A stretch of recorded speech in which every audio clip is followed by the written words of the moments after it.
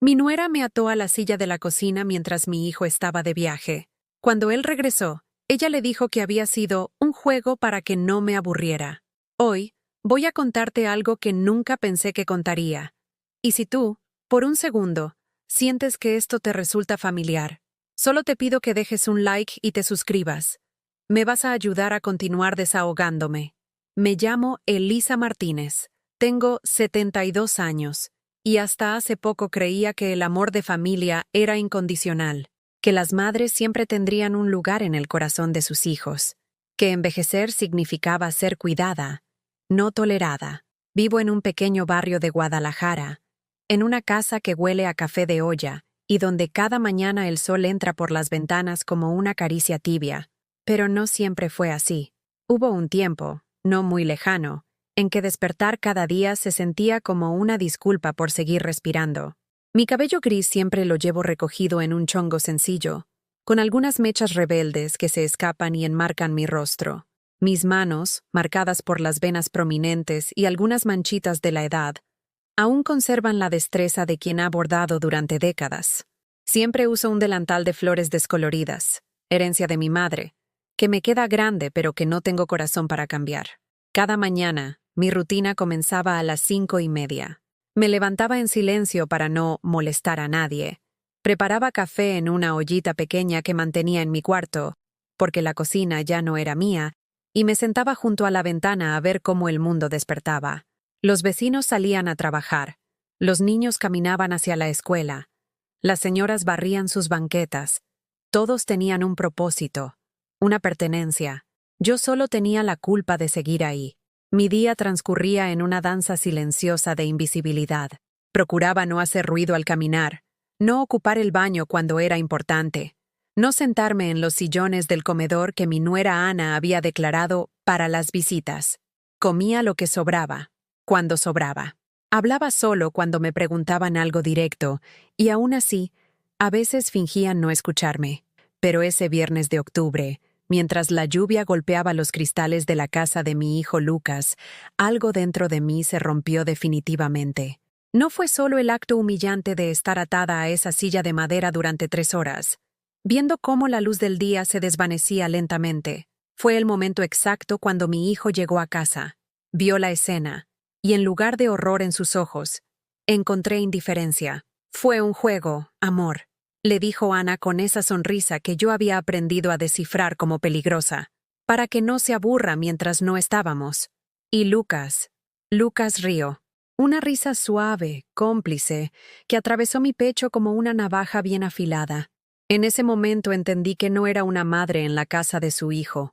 Era una intrusa tolerada por lástima, una carga emocional que habían aceptado por compromiso social, pero que deseaban que desapareciera con la misma facilidad con la que se desecha un mueble viejo que ya no combina con la decoración nueva. Esa noche, acostada en mi catre del cuarto de servicio, rodeada del olor a detergente y con el ruido constante de la lavadora, sostuve entre mis manos una fotografía amarillenta donde aparezco con Lucas cuando tenía 8 años.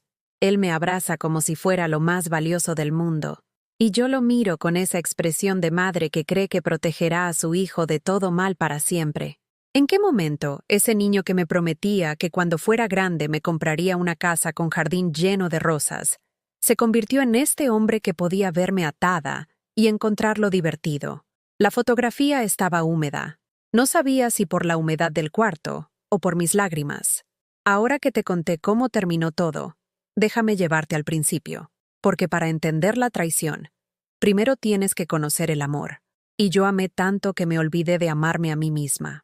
Cuando Lucas era pequeño, trabajaba en una fábrica textil de Guadalajara desde las 6 de la mañana hasta las 4 de la tarde. Después corría a recogerlo de la escuela, preparaba la comida, lavaba uniformes, ayudaba con las tareas. Mi esposo Roberto llegaba cansado de la construcción, así que yo también me hacía cargo de sus cosas: planchar camisas, tener lista la cena, masajear sus hombros adoloridos. Los fines de semana, mientras otros padres descansaban, yo llevaba a Lucas al Parque Agua Azul. Recuerdo vívidamente cómo corría hacia los columpios con esa energía infinita de los niños, gritando: «¡Mira, mamá! ¿Qué tan alto puedo llegar? Y yo aplaudía cada logro como si fuera el más importante del mundo. Cuando Lucas cumplió 15 años, quería una fiesta grande como las de sus compañeros de la preparatoria. Roberto había perdido el trabajo ese mes por una lesión en la espalda. No teníamos dinero ni para la comida de fin de semana, pero yo no podía ver la desilusión en los ojos de mi hijo. Vendí mis aretes de oro, los únicos que tenía, herencia de mi abuela. También vendí mi máquina de coser Singer, esa que me había regalado Roberto cuando cumplimos 5 años de casados. Con ese dinero organicé la fiesta en el patio de casa. Compré un pastel del Costco. Decoré con globos rojos y dorados.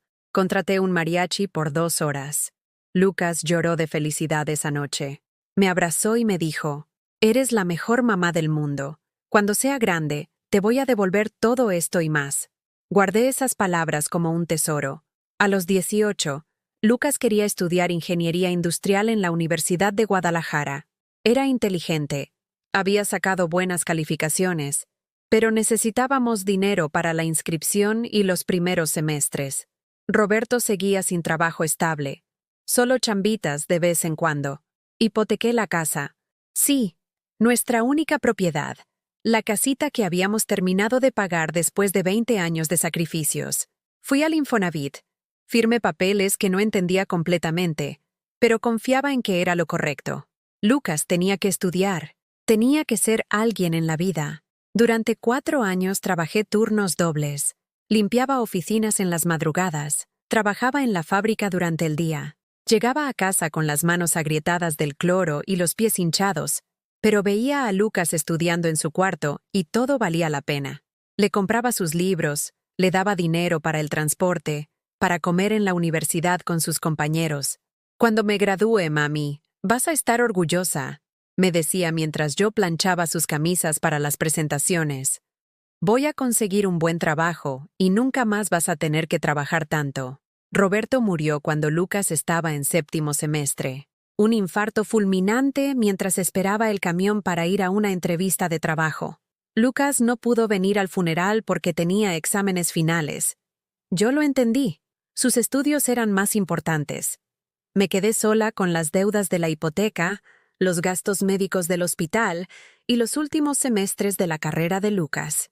Vendí todo lo que tenía valor. Los muebles de la sala, la televisión, hasta los platos de porcelana que había estado guardando para las ocasiones especiales durante 30 años. Comía frijoles con sal y tortillas viejas para que Lucas pudiera seguir comiendo en la universidad. Cuando preguntaba por teléfono cómo estaba, yo siempre decía, «Muy bien, mijo, no te preocupes por mí». Se graduó con honores.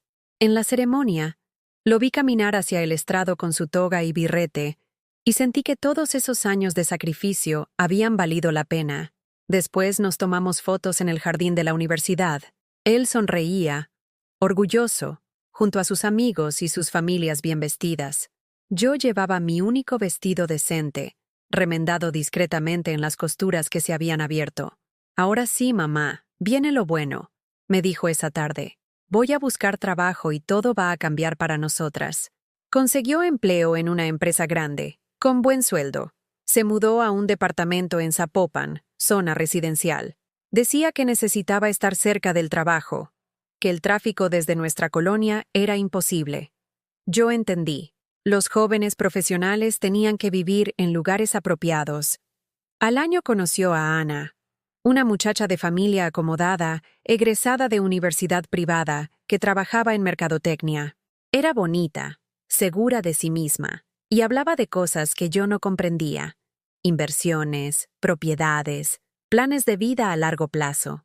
Cuando Lucas me la presentó, Ana me saludó cortésmente, pero noté cómo sus ojos recorrían nuestra casa humilde. Las paredes descarapeladas, los muebles viejos, la cocina pequeña donde yo seguía cocinando en una estufa de 2 hornillas. «Su mamá es muy auténtica», le comentó a Lucas mientras creía que yo no escuchaba. Se casaron 2 años después. Yo pagué mi parte de la boda vendiendo la última cosa de valor que tenía, el anillo de matrimonio de Roberto. Lucas dijo que no era necesario, pero yo insistí. Una madre tiene que contribuir en la boda de su hijo. Ana organizó todo: el salón, las flores, el menú. Yo solo firmé el cheque. En las fotos de la boda aparezco en una esquina, sonriendo, con un vestido que me prestó mi comadre Luisa, porque el mío se veía muy pueblerino, según Ana. Durante los primeros años de matrimonio, Lucas venía a visitarme cada 15 días. Siempre con prisa, siempre revisando el teléfono. Me contaba superficialmente sobre su trabajo, sus proyectos, sus planes de comprar casa propia. ¿Necesitas algo, mamá?, me preguntaba mientras Ana esperaba en el carro con el motor encendido.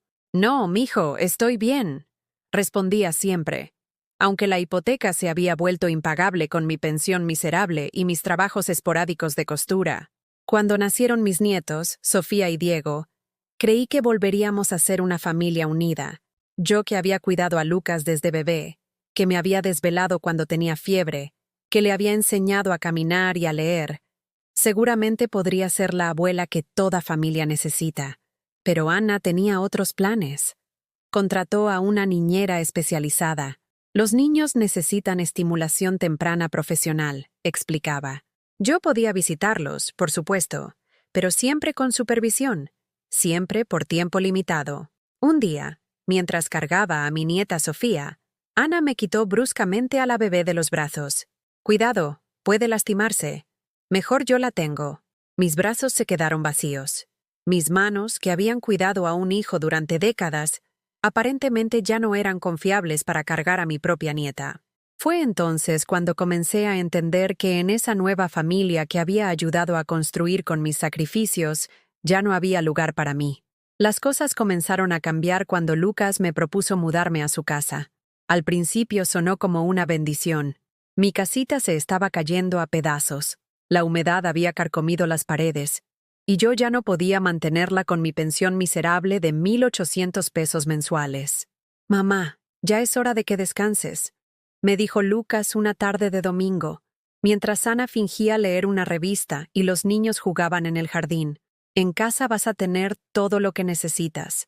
Los nietos te van a llenar de alegría. Yo temblé por dentro.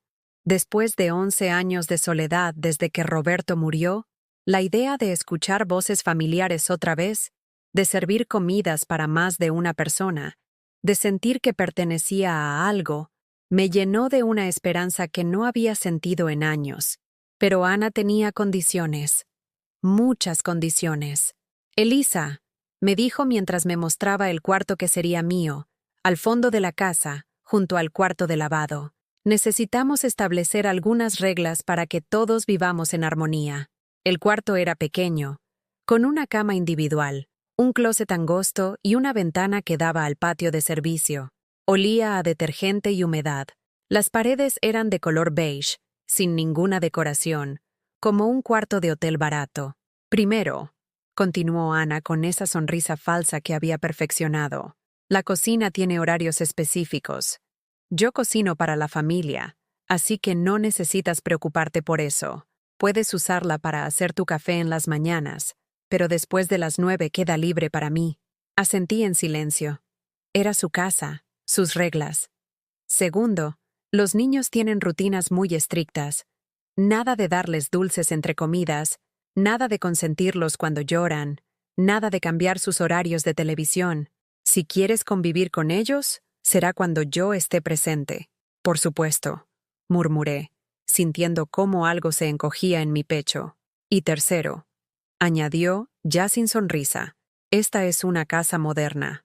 No necesitamos rosarios colgando en las paredes, ni imágenes religiosas, ni ese tipo de decoraciones que están acostumbradas en su generación. Mi Virgen de Guadalupe, que me había acompañado durante 50 años, no era bienvenida.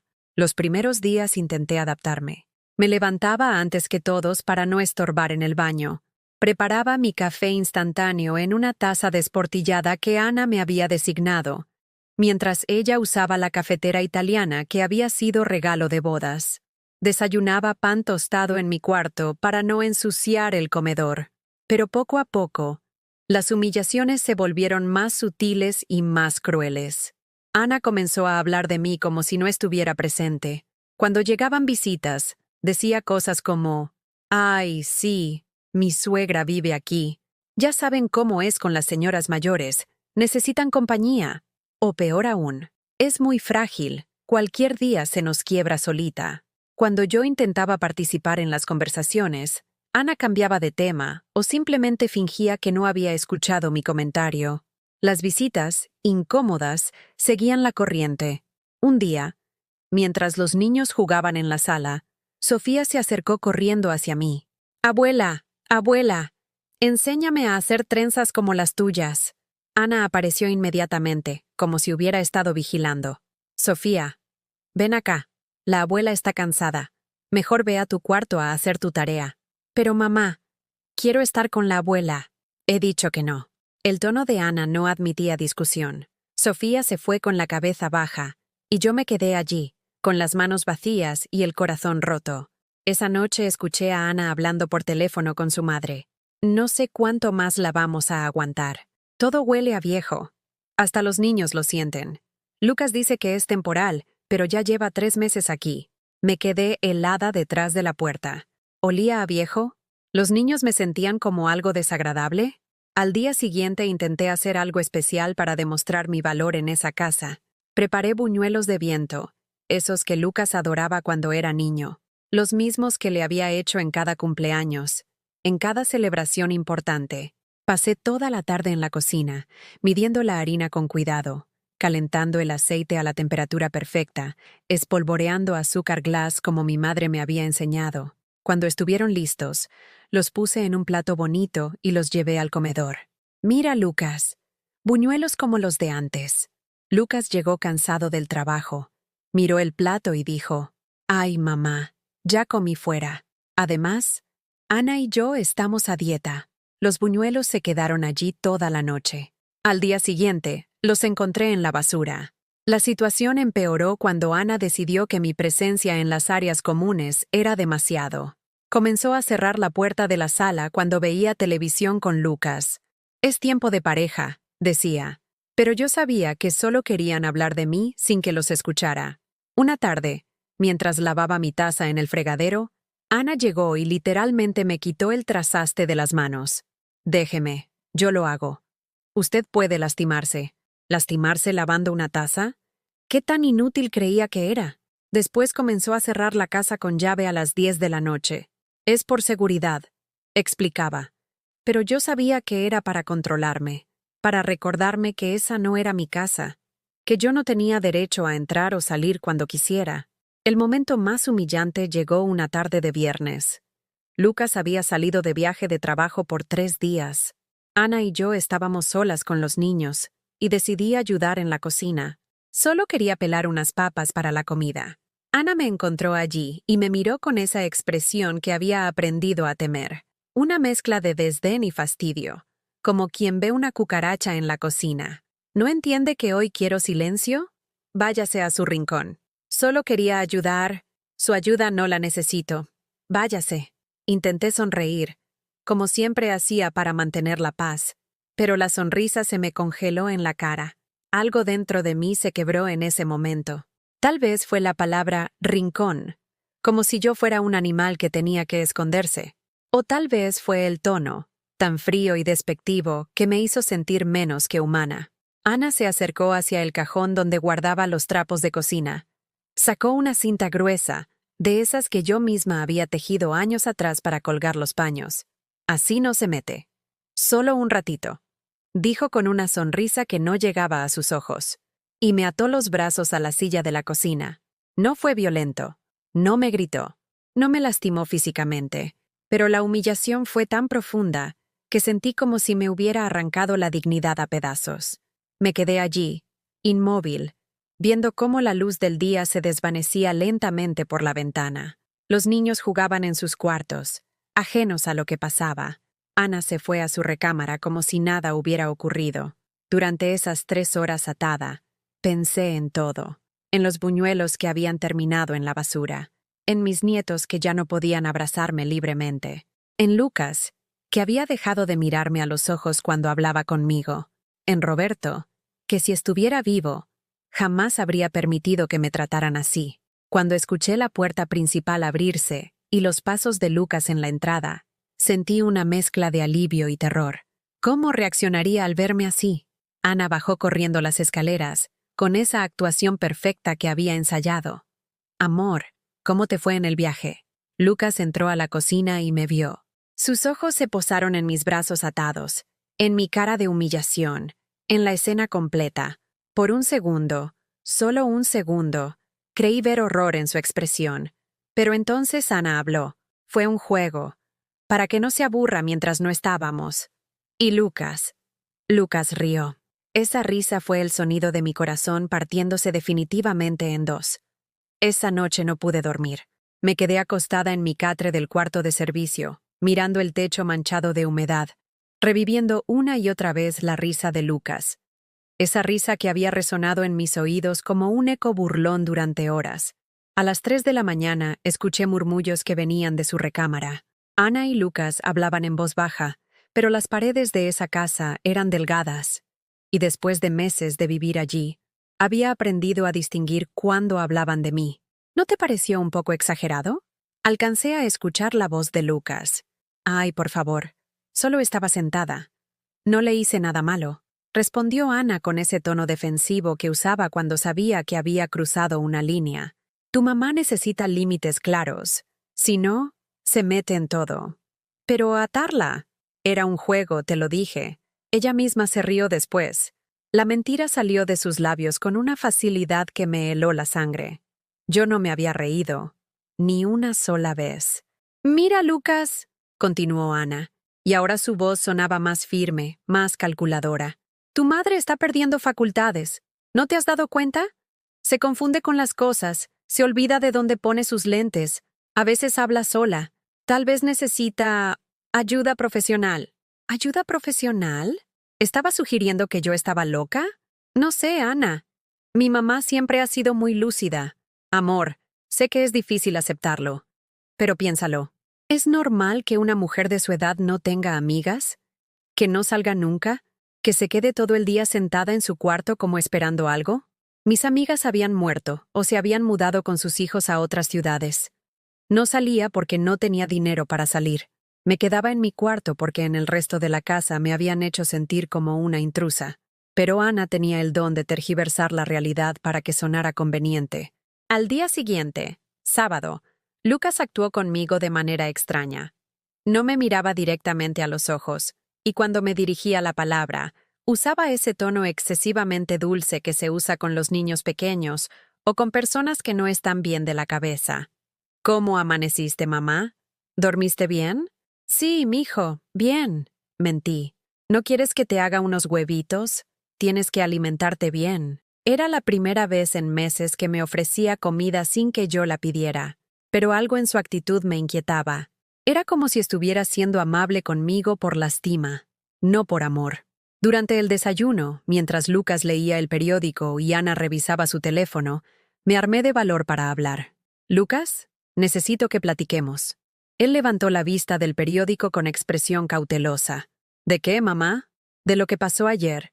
Cuando llegaste y me encontraste así». Ana intervino inmediatamente. «Ay, Elisa, ya le expliqué a Lucas que fue solo un juego. No le des tanta importancia». «No fue un juego para mí», dije, sintiendo cómo mi voz temblaba, pero decidida a no callarme más. Me sentí humillada. Me dolió. Lucas me miró con esa expresión que había desarrollado últimamente, como si fuera un problema que tenía que resolver con delicadeza. «Mamá, Ana me explicó que estabas aburrida, que ella solo quería distraerte». ¿Distraerme atándome a una silla? Bueno, tal vez no fue la mejor idea, admitió Lucas, lanzando una mirada rápida a Ana, pero tampoco fue para tanto. Ana no tenía malas intenciones. ¿No fue para tanto? ¿Mi humillación no fue para tanto? Lucas, soy tu madre. Merezco que me trates con respeto. Y yo te respeto, mamá. Pero también tienes que entender que esta es la casa de Ana. Ella tiene derecho a manejar las cosas como mejor le parezca. Esas palabras me golpearon como una cachetada. Según Lucas, yo era una huésped en la casa de Ana, no un miembro de la familia en la casa de mi hijo.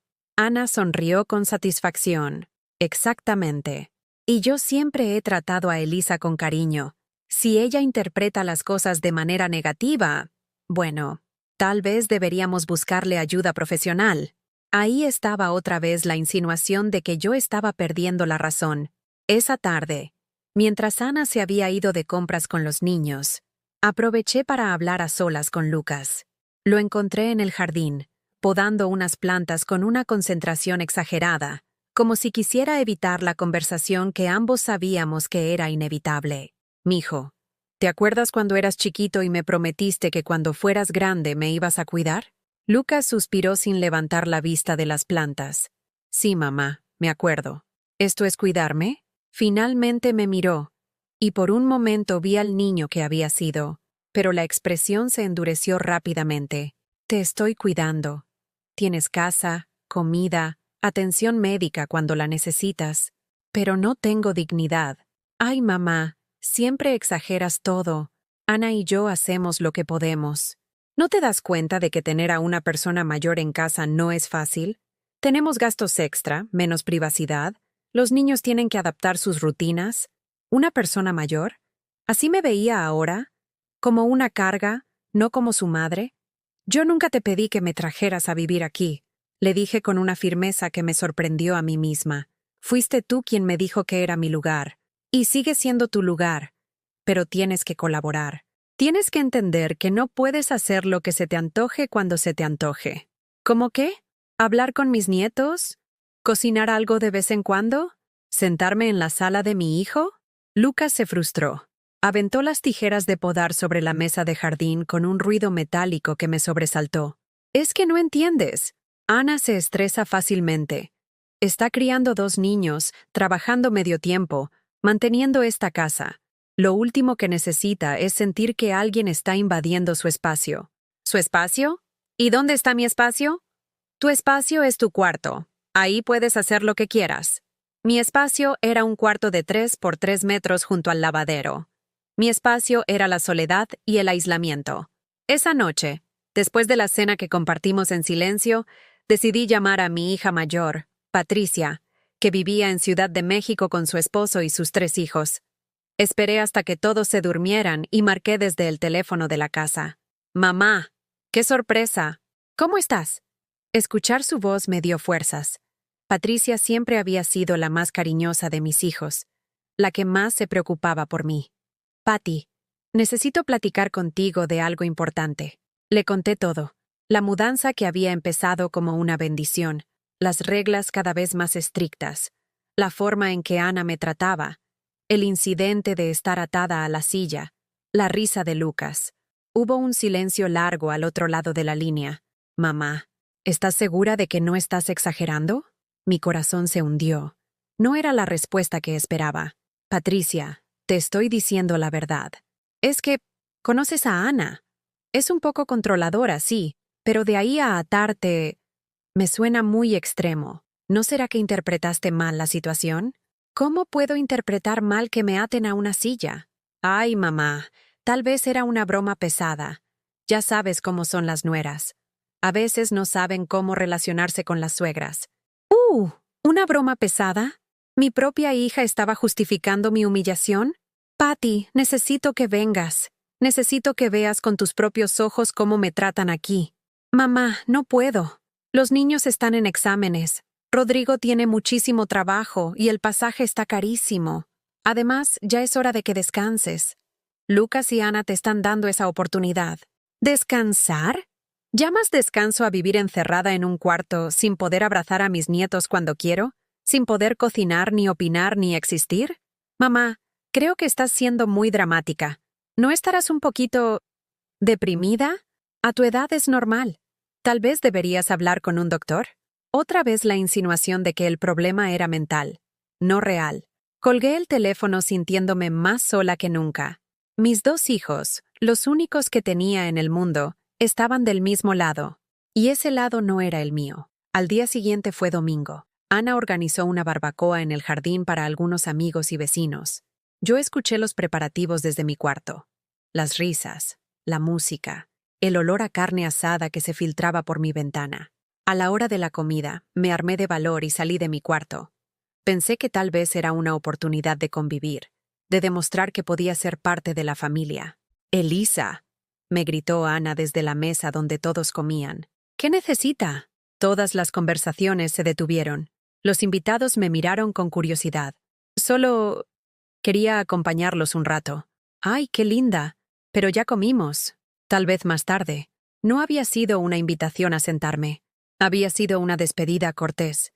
Regresé a mi cuarto con la cara roja de vergüenza. Desde mi ventana pude ver cómo continuaba la fiesta. Los niños corrían por el jardín. Lucas contaba chistes que hacían reír a todos. Ana servía postres caseros que jamás me había ofrecido. Era una familia feliz. Y yo no era parte de ella. Esa noche, el nieto mayor, Diego, de 8 años, tocó suavemente mi puerta. «¿Abuela? Pásale, mi amor». Se acercó tímidamente y me abrazó con fuerza. Olía a jabón de bebé y a esa inocencia que solo tienen los niños. «Abuela, ¿por qué no comiste con nosotros hoy? Tu mamá dijo que ya habían comido». «Pero sobraba mucha comida. Yo te guardé un trocito de pastel». Sacó de su bolsillo un pedazo de pastel envuelto en una servilleta, aplastado, pero hecho con amor. En ese momento supe que al menos alguien en esa casa todavía me veía como una abuela, no como un estorbo. «Te amo, abuela», susurró Diego antes de irse. «Yo también te amo, mi niño hermoso». Fue la primera vez en meses que alguien me decía que me amaba. La gota que derramó el vaso llegó 3 semanas después del incidente de la silla. Era miércoles por la mañana, y yo había despertado con un dolor punzante en el pecho que se extendía hacia mi brazo izquierdo. Conocía esa sensación. La había vivido cuando Roberto tuvo su primer infarto, años atrás. Me levanté despacio, tratando de no alarmarme. Pero el dolor se intensificó. Las manos me temblaban mientras me ponía la bata y salía de mi cuarto hacia la cocina, donde Ana preparaba el desayuno de los niños. «Ana», le dije con voz entrecortada, «me siento mal. Me duele mucho el pecho». Ella ni siquiera volteó a verme. Siguió untando mermelada en las tostadas de Sofía como si yo no hubiera hablado.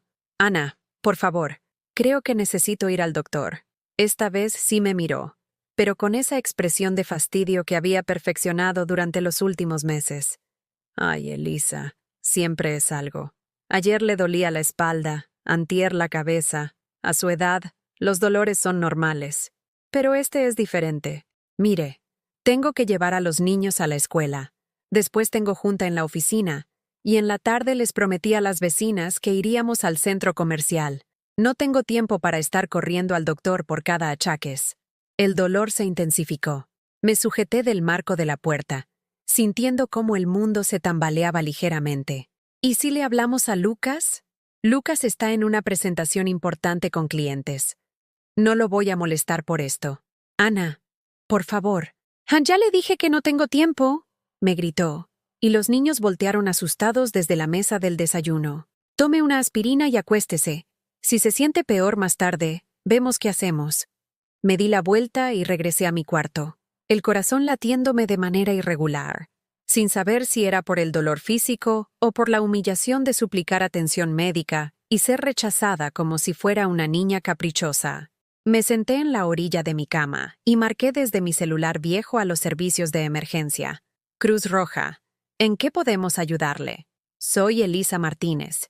Tengo 72 años y estoy teniendo dolores en el pecho. Creo que puede ser algo del corazón». Media hora después, escuché la sirena de la ambulancia. Ana salió furiosa de la casa cuando vio a los paramédicos tocando la puerta.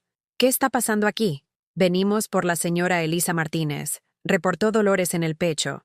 Ana me miró con una furia contenida que nunca había visto antes. «No puedo creer que haya llamado una ambulancia sin avisarme. Le dije que me sentía mal. Me dijiste que tomara una aspirina. No era para tanto. Ahora van a pensar que no la cuidamos».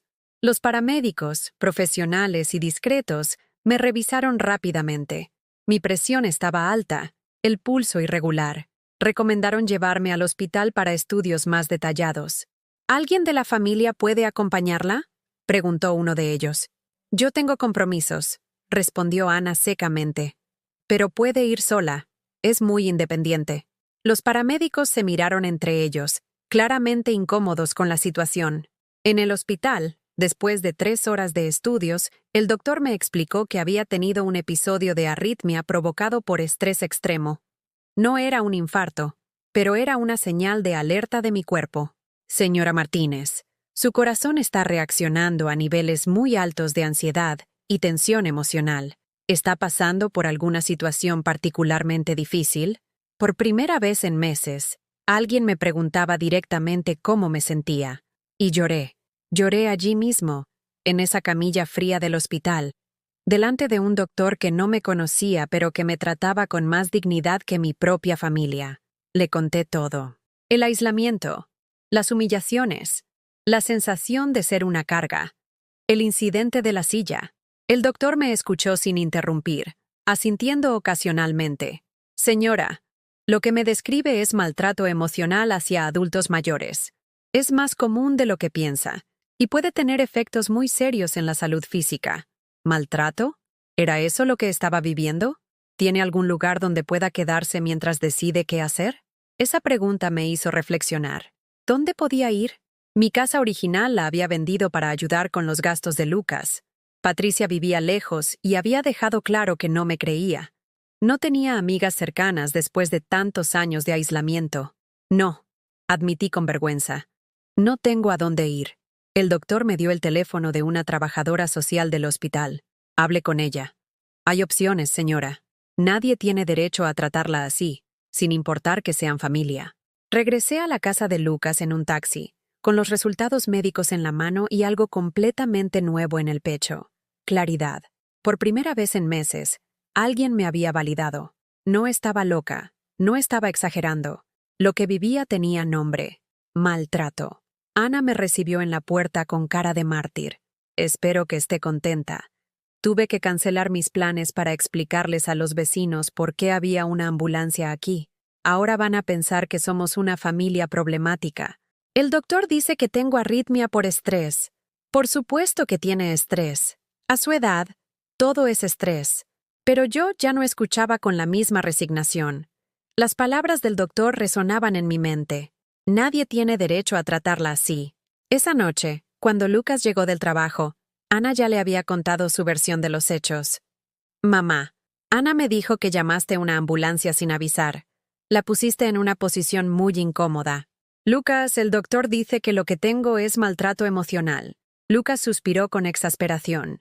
Ay, mamá, ¿ya empezaste otra vez? ¿Ahora resulta que te maltratamos? Después de todo lo que hacemos por ti. ¿Qué hacen por mí? Te damos casa, comida, techo. Me dan un cuarto junto al lavadero, sobras de comida cuando las hay y me tratan como si fuera invisible. Estás exagerando. Siempre has sido muy dramática. Algo cambió en mí en ese momento. Tal vez fue la validación del doctor. Tal vez fue el cansancio acumulado de meses de humillaciones. O tal vez simplemente fue que mi cuerpo había dicho «basta» de la manera más clara posible. No voy a discutir contigo, le dije con una calma que me sorprendió a mí misma. Pero tampoco voy a seguir viviendo así. ¿Qué quieres decir? Quiero decir que mañana voy a buscar alternativas. Lucas y Ana se miraron. Por primera vez, había algo en mi voz que no habían escuchado antes. Determinación. ¿Alternativas como qué? Preguntó Ana con tono burlón. No sé todavía. Pero algo. Al día siguiente, por primera vez en 8 meses, salí de la casa sin pedir permiso, sin avisar a dónde iba, sin esperar que alguien me diera autorización. Tomé un camión urbano hacia el centro de Guadalajara y me bajé en la Plaza de Armas. Había olvidado lo que se sentía caminar sin destino específico, sin horarios que respetar, sin miradas que me juzgaran por ocupar espacio. Me senté en una banca bajo los laureles y por primera vez en meses, respiré profundo. Observé a la gente pasar, familias paseando, parejas de ancianos tomados de la mano, mujeres de mi edad caminando solas pero con propósito. Todas esas personas existían sin pedir disculpas por hacerlo. Compré un café de una vendedora ambulante y lo bebí despacio, saboreando cada sorbo. Nadie me dijo que era hora de irme, que estaba estorbando, que tenía que regresar a mi rincón. En un puesto de periódicos vi una revista que decía «Vivienda digna para adultos mayores». La compré y la leí completa en esa banca. Hablaba de casas de asistencia, departamentos adaptados, programas gubernamentales para personas de la tercera edad. Por primera vez en meses, me permití imaginar una vida diferente. Una vida donde pudiera cocinar cuando quisiera, donde pudiera ver televisión sin molestar a nadie, donde pudiera invitar a quien se me antojara sin pedir permiso. Regresé a la casa al atardecer. Ana me esperaba en la puerta, claramente molesta. ¿Dónde estaba? La estuvimos buscando. Salí a caminar. ¿Sin avisar? Soy una adulta libre. No necesito avisar. Mientras viva en esta casa, sí necesita avisar. Me miró fijamente, y por primera vez, yo sostuve su mirada sin bajar la vista. Tienes razón, le dije. Mientras viva en esta casa. Esa noche, acostada en mi catre, hice una lista mental de todo lo que necesitaba investigar. Casas de asistencia con buena reputación, programas de apoyo para adultos mayores, subsidios del INAPAM, trabajos de medio tiempo para personas de mi edad. Por primera vez en meses, no me quedé dormida llorando. Me quedé dormida planificando. Al día siguiente, volví a salir. Esta vez fui a las oficinas del INAPAM, donde una trabajadora social muy amable me explicó los programas disponibles. Señora Martínez, hay varias opciones. Casas de día donde puede convivir con personas de su edad, talleres de manualidades, grupos de apoyo. También tenemos convenios con residencias de calidad para adultos mayores independientes. ¿Adultos mayores independientes? ¿Eso podía ser yo? ¿Cuánto cuestan? Menos de lo que imagina. Y hay subsidios disponibles para su situación económica. Salí de esa oficina con un folder lleno de información y algo que no había sentido en años. Esperanza. Esa misma tarde, mientras Ana había salido con los niños, aproveché para llamar a 3 residencias. 2 tenían lista de espera, pero la tercera, Residencia Las Jacarandas, tenía disponibilidad inmediata. ¿Puedo visitarla mañana? Pregunté. Por supuesto, señora. ¿A qué hora le conviene? ¿A qué hora me convenía? Hacía tanto tiempo que nadie me preguntaba qué me convenía a mí. A las 10 de la mañana está perfecto. Colgué el teléfono y me quedé allí, en la cocina vacía, sintiendo algo que no experimentaba desde hacía meses, la emoción de tomar mis propias decisiones. Por primera vez desde que había llegado a esa casa, me fui a dormir sonriendo. La visita a la residencia Las Jacarandas cambió todo. Era un lugar limpio, luminoso, con jardines cuidados y un ambiente de dignidad que no había sentido en meses. La directora, una mujer llamada Esperanza, me mostró un departamento pequeño pero completo. Sala, cocina integral, recámara y baño propio. Aquí puede cocinar lo que guste, cuando guste, me explicó mientras abría las ventanas que daban a un patio lleno de bugambilias. Puede recibir visitas, participar en las actividades comunitarias, o simplemente estar tranquila. La idea es que viva su vida con independencia y dignidad. ¿Dignidad? Había olvidado lo que esa palabra significaba aplicada a mi propia vida. ¿Cuándo podría mudarme? Pregunté, sorprendiéndome a mí misma por la urgencia en mi voz. Cuando usted quiera, señora Martínez. Solo necesita traer sus pertenencias y firmar el contrato. Esa tarde regresé a casa de Lucas con una decisión tomada, pero sabía que no iba a ser fácil. Durante 8 meses había sido la abuela silenciosa, la suegra sumisa, la madre que no protestaba. Ahora tendría que convertirme en algo que no había sido nunca. Una mujer que defendía su derecho a ser respetada. Esperé hasta después de la cena, cuando los niños estaban en sus cuartos haciendo tarea y Lucas y Ana se habían instalado en la sala a ver televisión. Era el momento perfecto para una conversación que había estado evitando durante meses. Lucas, Ana, necesito hablar con ustedes. Ana presionó el botón de pausa del control remoto con un gesto exagerado de molestia. ¿Qué pasa ahora, Elisa? Quiero hablarles sobre mi futuro. Lucas me miró con esa expresión que había desarrollado últimamente, como si cada conversación conmigo fuera un problema por resolver. ¿Tu futuro? Sí. He estado investigando opciones de vivienda para personas de mi edad. El silencio que siguió fue denso, cargado de tensión. Ana y Lucas se miraron con una expresión que no supe interpretar completamente. ¿Opciones de vivienda? Repitió Ana lentamente. ¿Cómo qué? Como residencias para adultos mayores independientes. Lugares donde pueda vivir con dignidad. ¿Dignidad? Ana se rió, pero no era una risa alegre.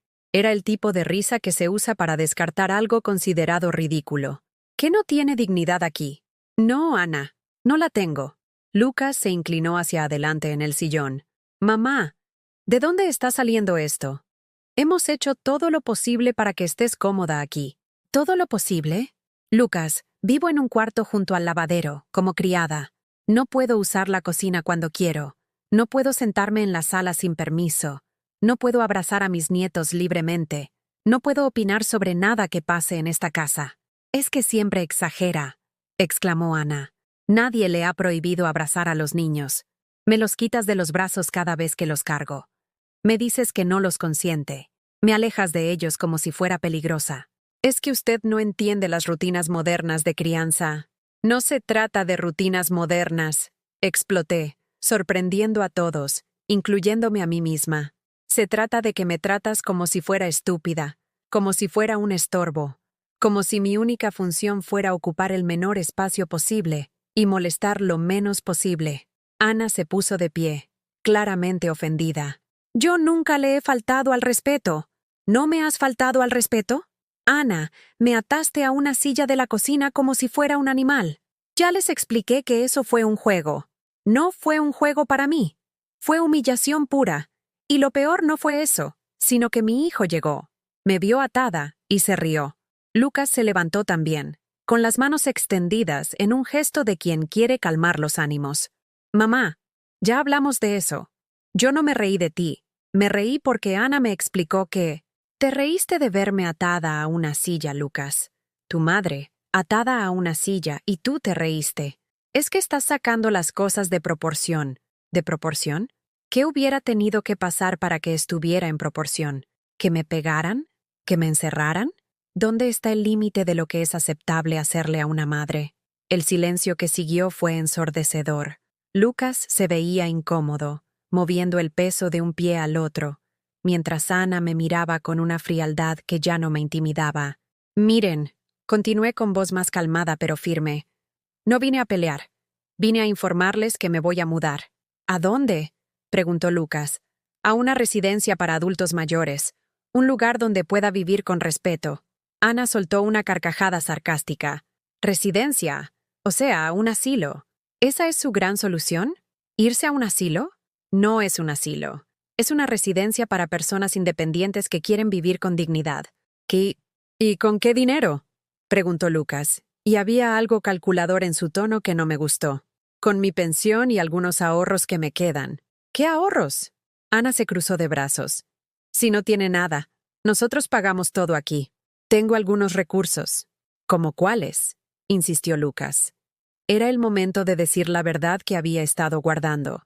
El momento de revelar lo que ellos nunca habían pensado preguntarme, como los 500,000 pesos que obtuve de la venta de la casa. El silencio que siguió fue absoluto.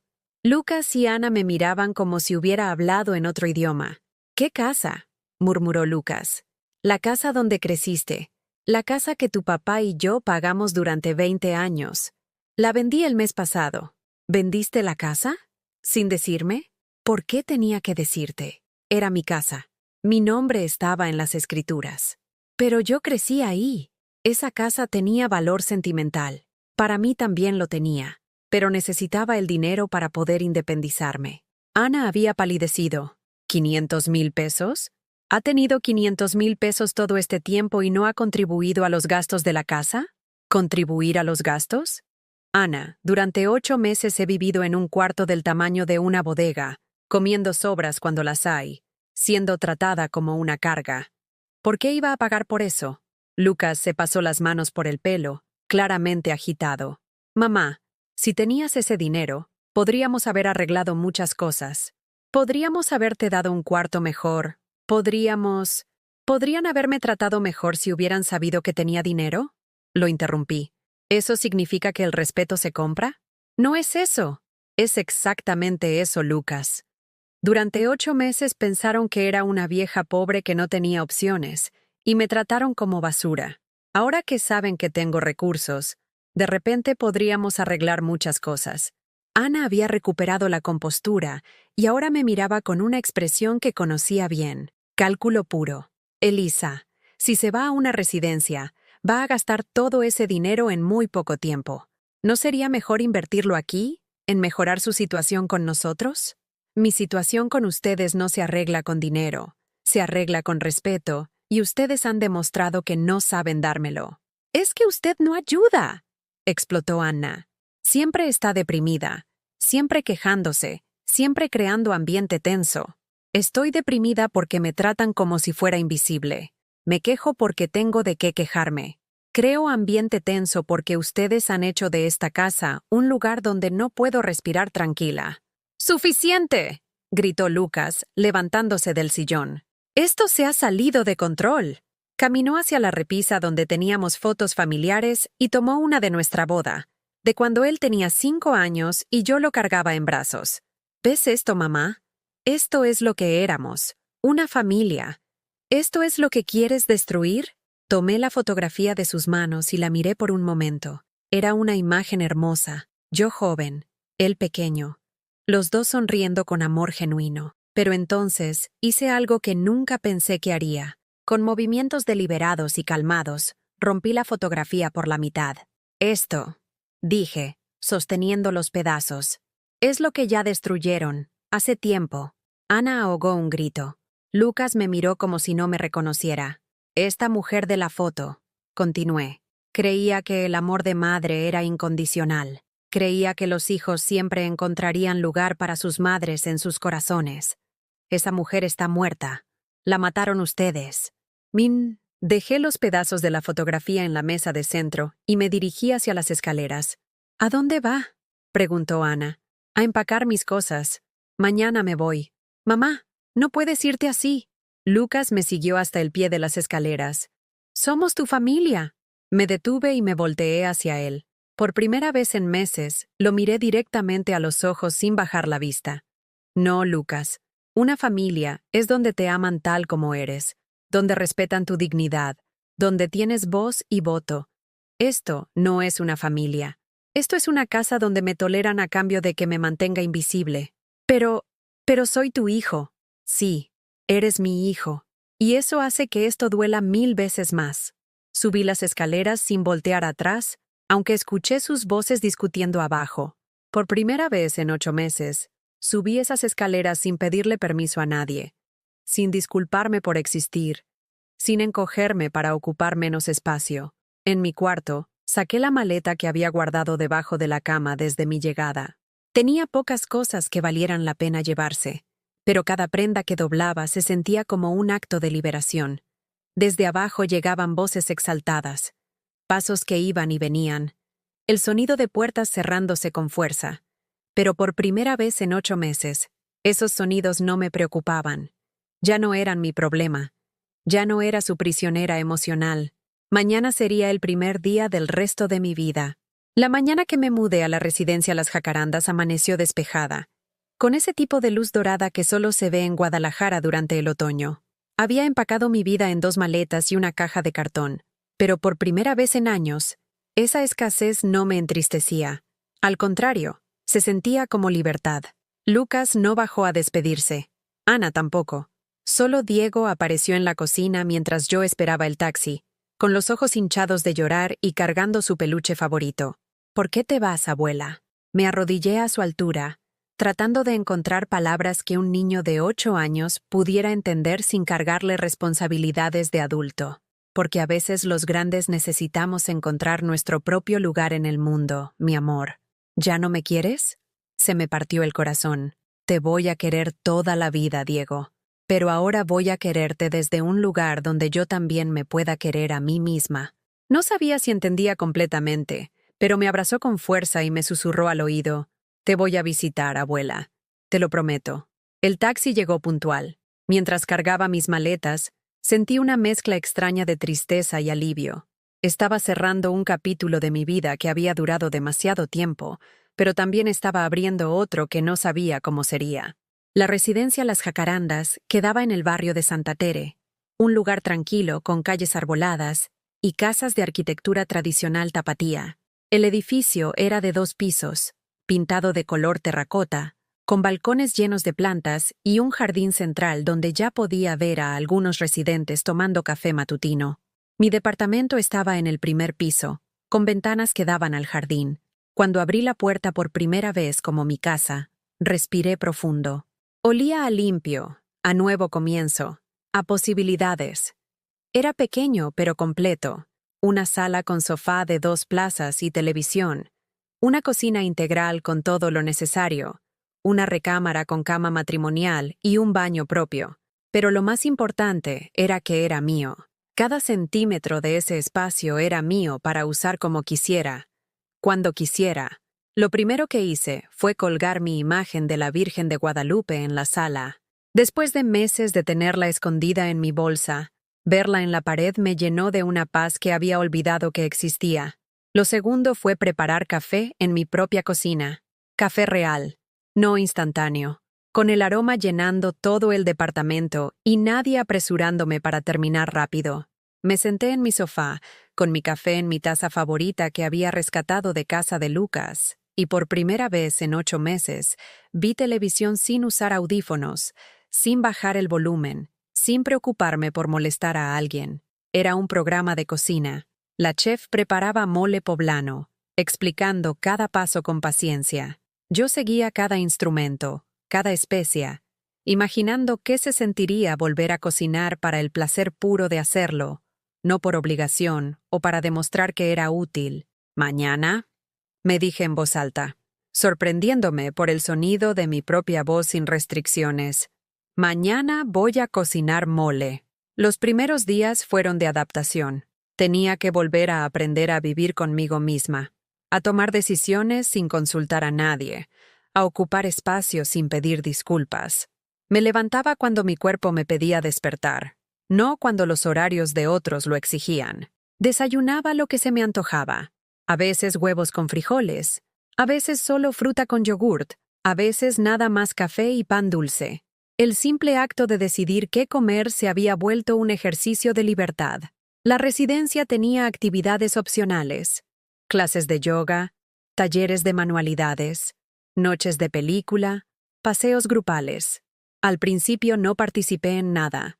Estaba redescubriendo el silencio elegido, diferente al silencio impuesto que había vivido durante meses. Pero poco a poco comencé a socializar, primero con doña Carmen, mi vecina de al lado, una mujer de 75 años que había sido maestra durante 40 años y que tenía esa energía contagiosa de quien nunca dejó de aprender.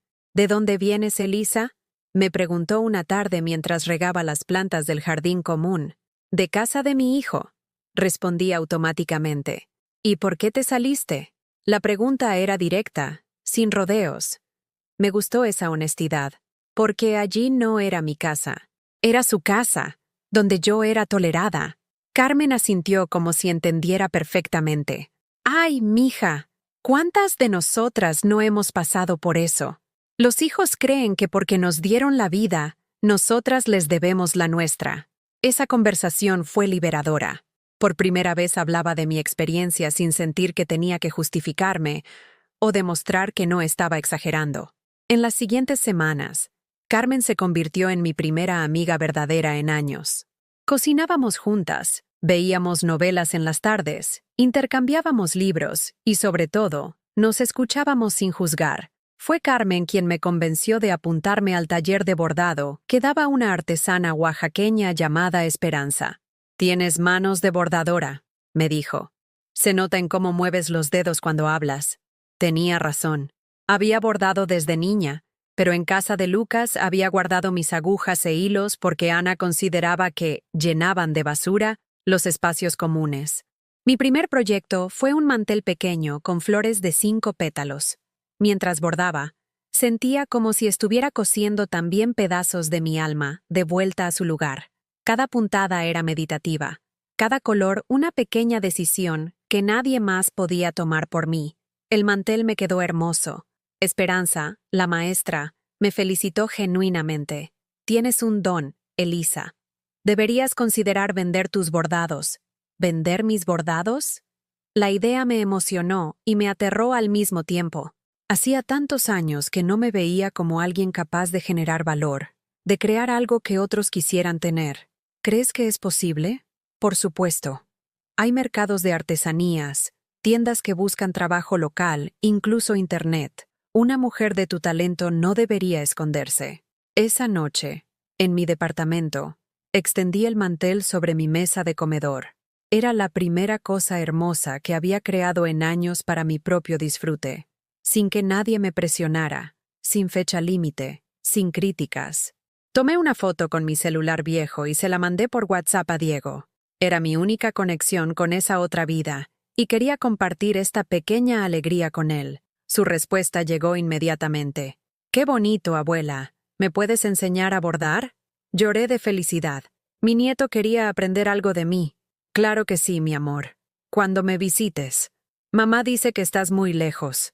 La residencia quedaba a 20 minutos en coche de casa de Lucas. No estaba lejos geográficamente, pero entendía que Ana había creado distancia emocional. «Dile a tu papá que me puede traer cuando quiera. Siempre voy a estar aquí para ti». 3 semanas después de mi mudanza, decidí hacer algo que no había hecho en décadas: comprarme ropa nueva. No por necesidad, sino por placer. Fui al centro de Guadalajara, al Mercado San Juan de Dios, donde había ido de niña con mi madre. Elegí 2 blusas de colores alegres, un vestido azul que me hacía sentir femenina, y unos zapatos cómodos pero bonitos. En el espejo del probador no reconocí a la mujer que me devolvía la mirada. Ya no tenía esa expresión perpetuamente disculposa que había desarrollado en casa de Lucas. Mis ojos tenían brillo nuevamente. Mi postura era más erguida. «Se ve usted muy bien», me dijo la vendedora. «Ese color le favorece mucho». Hacía tanto que no recibía un cumplido genuino que casi lloro allí mismo. Un mes después, instalé mi primera tienda en el mercado de artesanías de Tlaquepaque. Era solo una mesa pequeña con 4 manteles bordados, pero representaba algo enorme. Mi regreso al mundo como persona productiva, creativa, valiosa. El primer mantel se vendió en 2 horas. Una turista estadounidense se enamoró del diseño de flores de cempasúchil que había bordado pensando en el Día de Muertos. «¿Usted lo hizo?», me preguntó en un español trabajoso. «Sí, señora. Es hermoso». «¿Hace otras cosas?». «Puedo hacer lo que me pida». Esa tarde regresé a la residencia con dinero en el bolsillo que había ganado con mis propias manos, creando algo hermoso. No era mucho dinero, pero era mío. Carmen me esperaba con café y galletas. «¿Cómo te fue?». «Vendí un mantel». «Te dije, tienes magia en las manos». Esa noche llamó Lucas. Era la primera vez que hablábamos desde que me fui. «Mamá, ¿cómo estás?».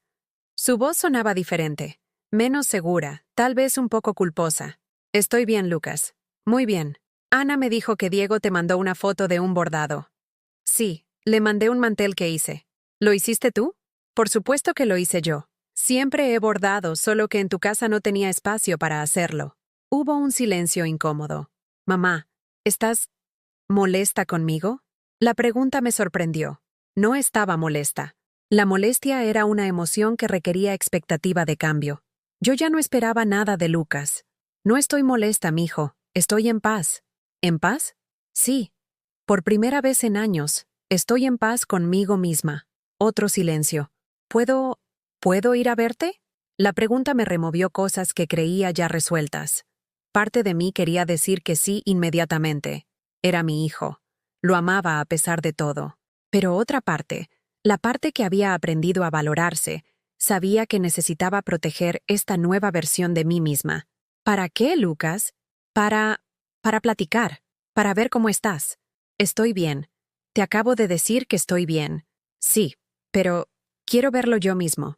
Hubo algo en su tono que me hizo sospechar que esta llamada no era completamente espontánea. «¿Ana sabe que me estás hablando?». El silencio me dio la respuesta. «Lucas, puedes venir cuando quieras, pero ven porque tú quieres venir, no porque alguien más te dijo que lo hicieras». «¿Te puedo traer a Diego?». Esa pregunta me derritió. A Diego siempre. Él nunca ha dejado de ser bienvenido. Después de colgar, me quedé pensando en esa conversación. Por primera vez, había hablado con Lucas desde una posición de fortaleza, no de necesidad. No le había suplicado que viniera. No había minimizado mis sentimientos para hacerlo sentir mejor. No había aceptado cualquier migaja de atención que quisiera darme. Había hablado desde el amor propio.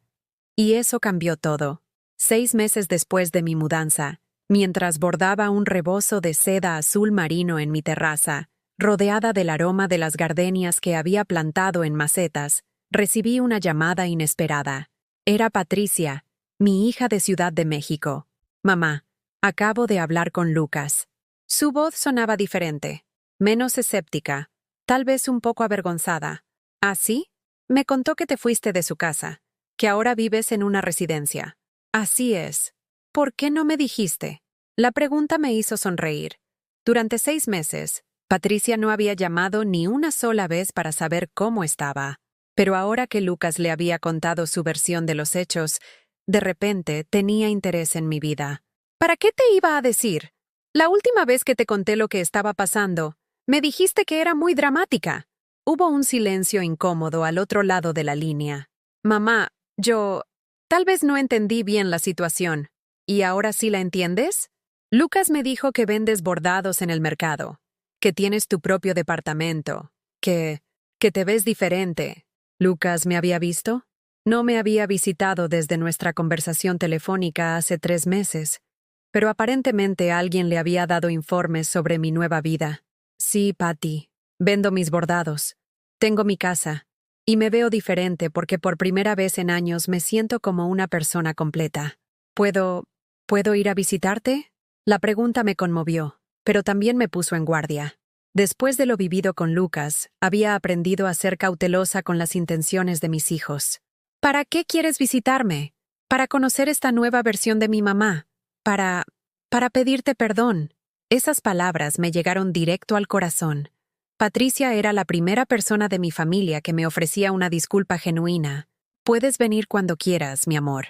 Siempre. Una semana después, Patricia llegó a Guadalajara con sus 3 hijos.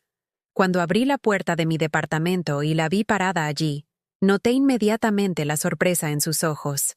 Yo ya no era la mujer encorvada y silenciosa que había conocido en casa de Lucas. Llevaba puesto mi vestido azul, el cabello recién cortado en un salón de belleza del centro, y una sonrisa genuina que no había sentido en años. Más importante aún, me movía por mi espacio con la confianza de alguien que pertenece completamente al lugar donde está. Mamá, ¿te ves diferente? Feliz. ¿Te ves feliz? Les enseñé mi pequeño departamento, desde la cocina donde tenía mis especias organizadas en frascos de vidrio, hasta la terraza donde mis plantas florecían bajo el sol tapatío. Mis nietos corrieron por el jardín común, mientras Patricia y yo nos sentamos a tomar café en mi sala. Mamá, quiero que sepas que Lucas me contó todo. ¿Todo qué? Lo de la silla, lo de cómo te trataba Ana, lo de cómo él reaccionó. Puse mi taza de café en la mesa, sin prisa por responder. Había aprendido que el silencio también podía ser una respuesta. Dice que no se había dado cuenta de lo mal que te sentías. Claro que se había dado cuenta, solo que le convenía hacerse de la vista gorda. Patricia asintió lentamente. Tienes razón, y yo hice lo mismo cuando me llamaste aquella vez. Te desestimé porque era más fácil creer que estabas exagerando que enfrentar que mi hermano te estaba maltratando. Esa admisión me sorprendió. Patricia siempre había sido orgullosa, poco dada a reconocer errores. ¿Sabes qué es lo que más me duele? Continué. No es que me hayan tratado mal, es que cuando les conté lo que estaba pasando, todos eligieron no creerme, como si mi palabra no valiera nada. Lo sé, mamá, y lo siento. De verdad lo siento. Nos quedamos en silencio, observando a mis nietos jugar en el jardín. Eran niños felices, inocentes de las complejidades de los adultos. ¿Cómo está Diego? Pregunté. Lucas dice que pregunta mucho por ti, que quiere visitarte, pero Ana pone pretextos. No me sorprendió. Ana seguía controlando la narrativa, incluso después de que me había ido. ¿Y Lucas? ¿Cómo está él? Patricia suspiró, confundido, culposo. Creo que por primera vez se está dando cuenta de lo que perdió. No perdió nada, Patty. Eligió. ¿No extrañas la familia? La pregunta me hizo reflexionar. ¿Extrañaba las cenas silenciosas donde mi presencia era tolerada pero no celebrada? ¿Extrañaba caminar en puntas de pie por una casa donde mi existencia incomodaba? ¿Extrañaba ser tratada como una carga que había que soportar? Extraño la familia que creí que tenía, pero esa familia nunca existió realmente. Esa tarde, Patricia me acompañó al mercado de artesanías donde tenía mi puesto los fines de semana. Vio cómo los clientes admiraban mis bordados, cómo otros artesanos me saludaban con cariño, cómo me movía en ese espacio con propósito y dignidad. No puedo creer que siempre hayas tenido este talento y nunca lo supiera, me dijo mientras yo envolvía un mantel que acababa de vender. Siempre lo supe, pero en casa de Lucas no había espacio para que yo fuera más que una abuela callada y agradecida. ¿Ay, que eres feliz aquí, mamá? Miré alrededor. Mi puesto lleno de colores, las caras sonrientes de mis clientes, el sol de Guadalajara calentando mi espalda, la libertad de ser yo misma sin disculpas. Por primera vez en años, sí, soy feliz. 3 meses después, recibí una visita inesperada. Era una tarde de domingo. Yo estaba regando mis plantas cuando escuché el timbre. Al abrir la puerta, encontré a Lucas parado allí, solo, con las manos en los bolsillos y una expresión que no había visto en años. Humildad. Hola, mamá. Lucas, ¿puedo pasar? Lo dejé entrar, pero mantuve cierta distancia emocional. Ya no era la madre desesperada por cualquier migaja de atención de sus hijos. Se sentó en mi sofá y miró alrededor del departamento. Pude ver en sus ojos la misma sorpresa que había visto en Patricia. Este no era el cuartito miserable que esperaba encontrar. Era un hogar real, lleno de vida y personalidad. ¿Te ves bien, mamá? Gracias. Patricia me dijo que te pidió perdón. Así es. Yo también vengo a eso. Esperé en silencio. Había aprendido que las disculpas verdaderas no necesitaban ser solicitadas. Mamá, fui un hijo terrible. Te traté como si fueras una carga, como si no merecieras respeto. Dejé que Ana te humillara porque era más fácil que enfrentar los problemas. Sus palabras sonaban sinceras, pero yo había aprendido a ser cautelosa. ¿Y qué cambió, Lucas? Diego. Diego me preguntó por qué su abuela se había ido, por qué no podía visitarte. Cuando traté de explicárselo, me di cuenta de que no tenía explicación. Me di cuenta de que había expulsado a mi propia madre de mi casa por conveniencia. Se le quebró la voz al final, y por un momento vi al niño que había sido. ¿Dónde está Ana en todo esto? Ana y yo estamos teniendo problemas. Se molestó mucho cuando decidí buscarte. Dice que si tú regresas, ella se va. La ironía no se me escapó. Ana, que había hecho mi vida imposible, ahora veía mi posible regreso como una amenaza a su matrimonio. ¿Y qué vas a hacer? No lo sé, mamá. Solo sé que cometí un error enorme y que quiero enmendarlo. Me levanté del sillón y fui a la cocina a preparar café. Necesitaba tiempo para procesar esta conversación. Lucas, le dije desde la cocina, ¿me estás pidiendo que regrese? No lo sé. ¿Tú querrías regresar? Regresé con 2 tazas de café y me senté frente a él. No. La respuesta lo sorprendió. Creo que esperaba que dijera que sí inmediatamente, que le hiciera fácil su redención. ¿No? No, Lucas. No quiero regresar. Aquí tengo mi vida, mis amigas, mi trabajo, mi dignidad. ¿Por qué querría regresar a un lugar donde fui infeliz? Pero somos familia. Tú sigues siendo mi hijo. Y yo siempre voy a ser tu madre. Pero eso no significa que tenga que vivir en tu casa para demostrarlo. Lucas se veía confundido, como si no hubiera considerado esa posibilidad. Entonces, ¿qué quieres de mí? Respeto. Quiero que me respetes como la persona que soy, no como la abuela conveniente que querías que fuera. Quiero que Diego pueda visitarme cuando él quiera, no cuando Ana lo permita.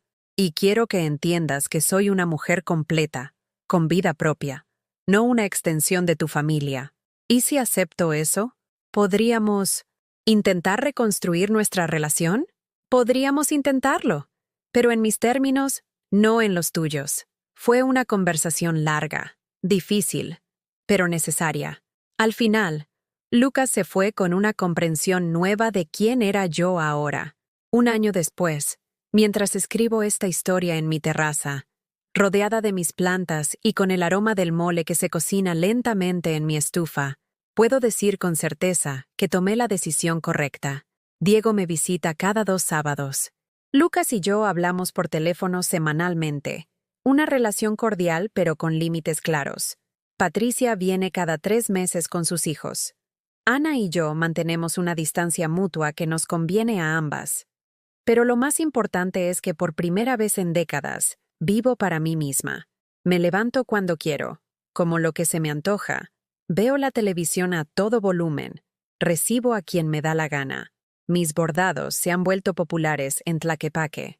Tengo una página en Facebook donde vendo mis creaciones y ven algunas clientas de Estados Unidos que me encargan piezas especiales. Carmen sigue siendo mi mejor amiga.